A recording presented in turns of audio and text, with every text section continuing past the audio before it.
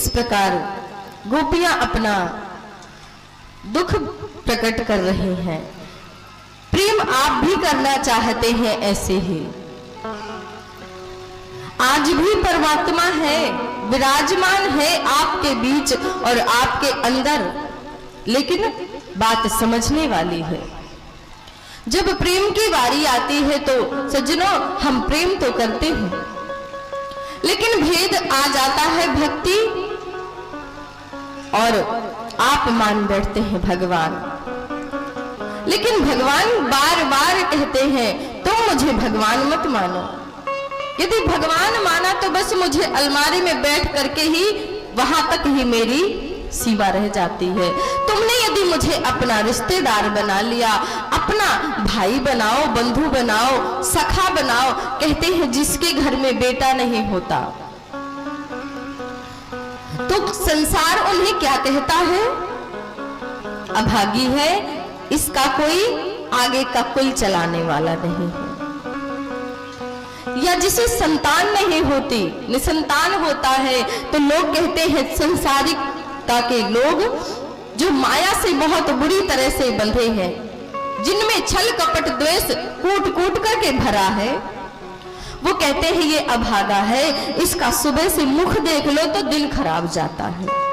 लेकिन हमारे संत जन कहते हैं सज्जनों कि हजारों में, लाखों में कोई एक ऐसा होता है जिससे संतान नहीं होती। मानो उसे परमात्मा खुद कह रहा हो कि मैं तुझे इस माया मोह में नहीं पड़ने देना चाहता, मैं तुझे मौका दे रहा हूं कि तू मुझे अपना बेटा मान। जिसे बेटी नहीं होती वो हमारी राधा रानी को बेटी माने। एक हमारे बरसाने के सेठ जी थे। बरसाने के जो सेठ जी थे वो बहुत धनाढ्य थे, संपन्न थे, 3 बेटे थे उनके।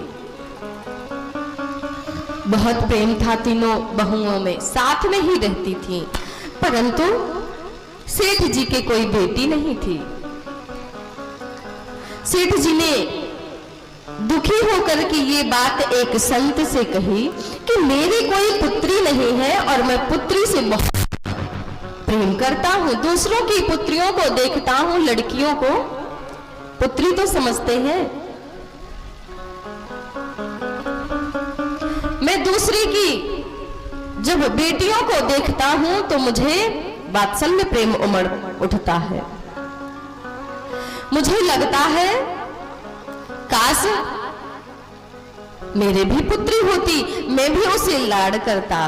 तो संत ने उसे सेठ जी को बड़ा सुंदर रास्ता दिखाया। बोले यदि आपकी पुत्री नहीं है तो आप राधा रानी को मानो, वो खुद आना चाहती है आपके घर।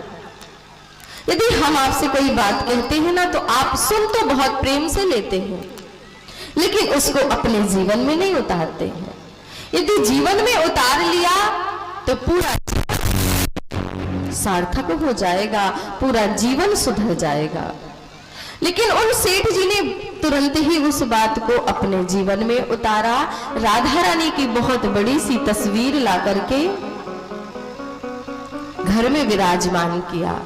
पुत्री जैसा व्यवहार करते, पुत्री जैसी बातें करते। एक दिन सज्जनों क्या हुआ, चूड़ी पहनाने, पहले ऐसी रिवाज थी कि बहुएं घर से बाहर नहीं निकलती थी, तो मनिहारन सारा श्रृंगार का सामान और चूड़ियां लेकर के घर आया करती थी। पहना करके जो उनकी दक्षिणा होती थी, जो पैसे होते थे, वो उनके घर के बड़े बुजुर्ग दिया करते थे। पूरा हिसाब जोड़ करके बताओ कितना हुआ। पहले ये रिवाज नहीं थी कि बैठो गाड़ी पे और चले जाओ, घर वालों से भी नहीं पूछो कि हम कहां जा रहे हैं, ना बताओ कि कहां जा रहे हैं, कहां गए थे। मनिहारन आई सेठ जी के घर में, चूड़ियां पहनाई बहुओं को, 3 बहुओं को चूड़ी पहनाई। चौथी एक बहू और आई जो कि घूंघट में थी। आई और मनिहारन को कुछ पता नहीं था, उसने चूड़ी पहनाया और घर चली गई। सेठ जी ने कहा मैं घर आकर के तुम्हारा हिसाब कर दूंगा। सेठ जी पहुंचे घर तो मनिहारन ने बताया, पूछा कितना हुआ, उसने हिसाब जोड़ करके बताया 4 लोगों का। सेठ जी ने कहा मेरे घर तो सिर्फ 3 बहुएं हैं, मेरी जो सेठानी है वो तो भगवान को प्यारी हो गई है, तो ये चौथा जो है, चौथी चूड़ी वाली का हिसाब मैं क्यों दूं?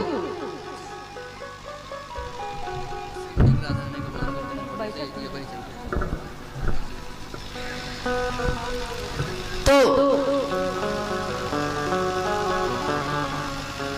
ये चौथा कौन है और मैं क्यों दूं? भाई ईमानदारी से तुम मांगो और तुम खुशी से कहो ना तो मैं तुम्हें दे सकता हूं ज्यादा पैसे, लेकिन तुम यहाँ बेईमानी दिखा रही हो। चूड़ियां पहनने वाली 3 है और तुम पैसे 4 के मांग रही हो।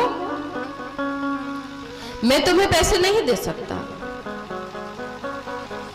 सेठानी कसम खाने लगी, मैं रोजी रोटी की कसम खा के कहती हूँ सेठ जी मैंने 4 लोगों को चूड़ियां पहनाई हैं। अब सेठ जी तो बड़े चिंता में, दुविधा में, घर गए, बहुओं से पूछा, बोले मैं अभी ऐसे पैसे नहीं दूंगा क्योंकि मैं ईमानदार हूँ और ईमानदारी पर बहुत भरोसा रखता हूँ।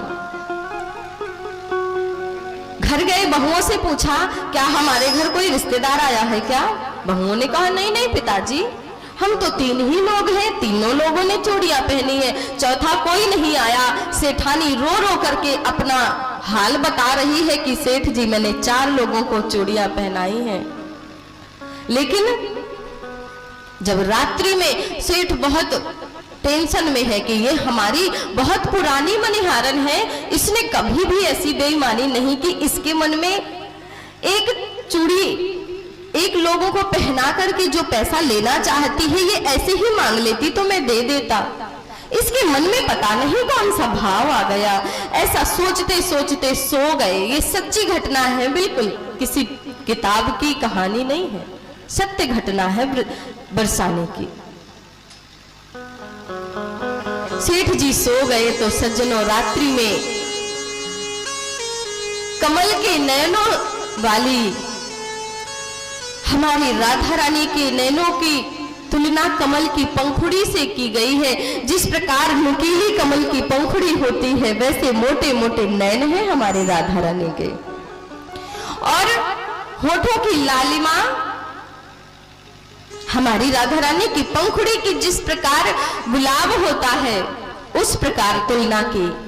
इतनी सुंदर स्त्री स्वप्न में आई और कह रही है वाह रे पिताजी, वाह रे पिताजी, आपने रिश्ता तो बना लिया हमसे, रिश्ता तो बड़े महान बनकर के जोड़ लिया और एक बेटी की चूड़ी पहनाई देने में मना कर दिया। यही रिश्ता है बाप और बेटी का। जब मैं साक्षात मेरी भाभियों के सामने चूड़ी पहनने आई और मनिहारन ने आपसे चूड़ी की दक्षिणा मांगी तो आपने कह दिया मेरे कोई बेटी नहीं है।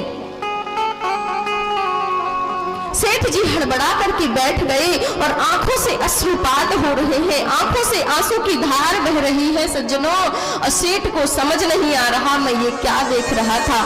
दौड़े दौड़े गए और देखा तो जिस कलर की चूड़ियां बहुएं पहनी थी वही चूड़ी बाह भर भर करके राधा रानी पहने उस प्रतिमा में खड़ी थी। सेठ जी धन्य हो गए।